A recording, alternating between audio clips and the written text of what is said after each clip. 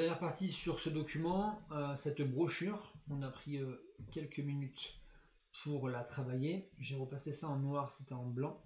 On a fini un petit peu cette démo là avec le texte qui superpose. On va finir par clic droit. C'est intéressant, le côté collaboratif, je peux ajouter une note, d'accord, ici. Contrôler.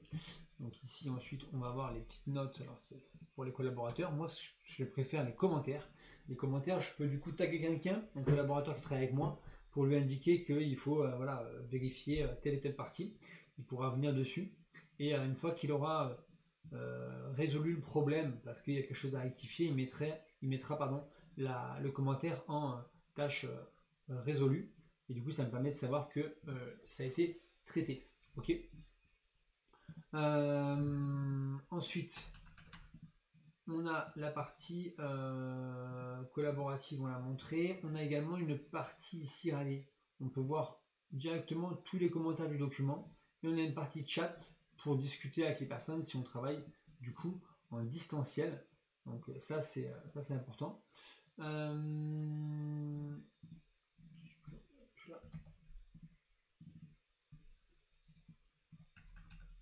Voilà. Il suffit de supprimer tous les textes, tous les caractères dans la zone de notes pour que la note se supprime. Donc commentaires, notes, ok, possibilité ici de voir tous les commentaires du document, tous les commentaires actifs, les résolus, parce que je dis quand quelqu'un vient et corrige, il peut marquer le commentaire en résolu, et également on peut se mettre une notification pour être alerté lorsque quelqu'un ajoute un commentaire qui me concerne, d'accord. Voilà, ensuite on va pouvoir avoir des informations, alors j'enlève ma petite caméra, sur le document, donc on peut prévisualiser le document. Ok, donc ça va attendre que ça charge un petit peu, voilà. Donc ça c'est parce qu'on peut le mettre en fait, on peut publier, donc les gens pourraient l'avoir en PDF comme ça.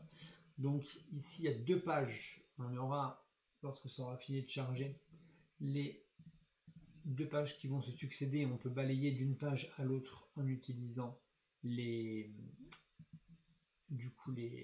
petites flèches. Voilà, j'y suis. Sur la partie digitale, eh bien, on le verra plus tard, on peut avoir des zones de scroll, des vidéos, etc. On va pouvoir améliorer tout ça pour la partie digitale. Ok. J'ai les transitions entre les pages. Ici, vous avez les petits blocs. Si vous avez plusieurs photos sur votre brochure, eh bien, on peut les faire afficher ici. Du coup, la personne peut aller directement naviguer de page en page. D'accord. Et on peut se mettre ici en mode plein écran. D'accord. Voilà, je vais revenir en haut, même manuellement, tourner les pages. Je vais revenir en haut à l'éditeur. Voilà, on repasse ici en éditeur. Donc, on a l'aperçu. Ça, c'est intéressant. On a l'historique des révisions. Donc, moi, personnellement, c'est des outils que j'adore. On va pouvoir voir tout ce qui s'est passé et récupérer ou restaurer une version précédente. On a donc tout est enregistré, on ne perd rien, je rappelle, on a toujours accès aux documents et on peut voir tout ce qui s'est passé avec ses collaborateurs, comme la Google Workspace. On a la possibilité, c'est ce qu'on a fait, hein, de générer un aperçu. On a également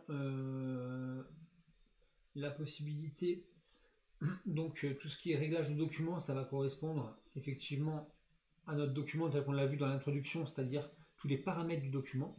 Et à la fin, eh bien, il va falloir du coup, alors d'abord extraire le document.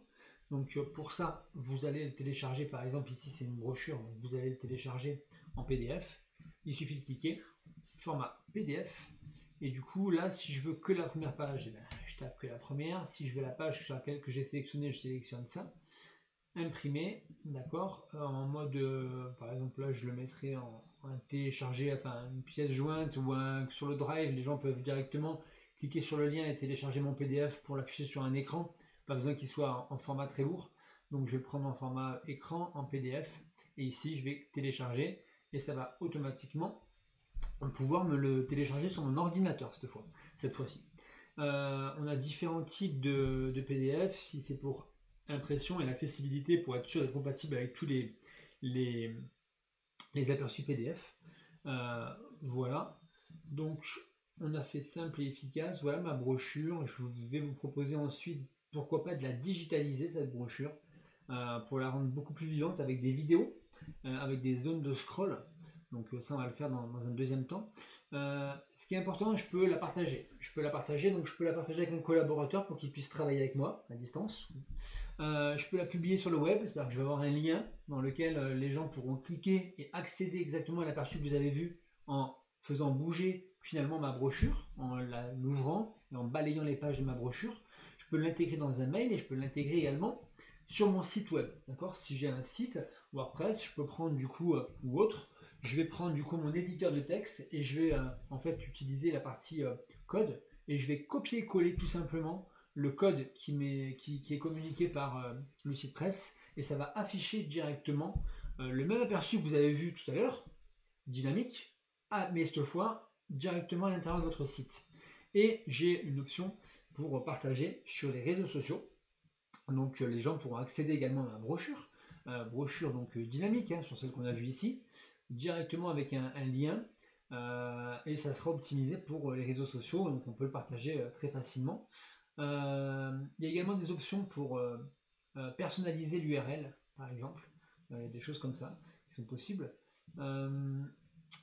Voilà, et imprimer, alors on peut commander des impressions, alors j'ai pas regardé de mémoire, c'était plutôt sur les US et sur le Canada, qui était possible de faire en fait directement un mailing en fait en boîte aux lettres, ou imprimer localement, mais on verra peut-être la fonctionnalité, mais de mémoire c'était pas disponible sur le territoire européen, donc encore moins en France. Voilà, je crois qu'on a fait le tour sur cette petite brochure que nous avons personnalisée à partir d'un template. Je vous retrouve pour une version peut-être plus avancée sur comment convertir cette brochure print, d'accord, en version digitale, d'accord, pour un autre exercice de style. Voilà, à très vite, merci.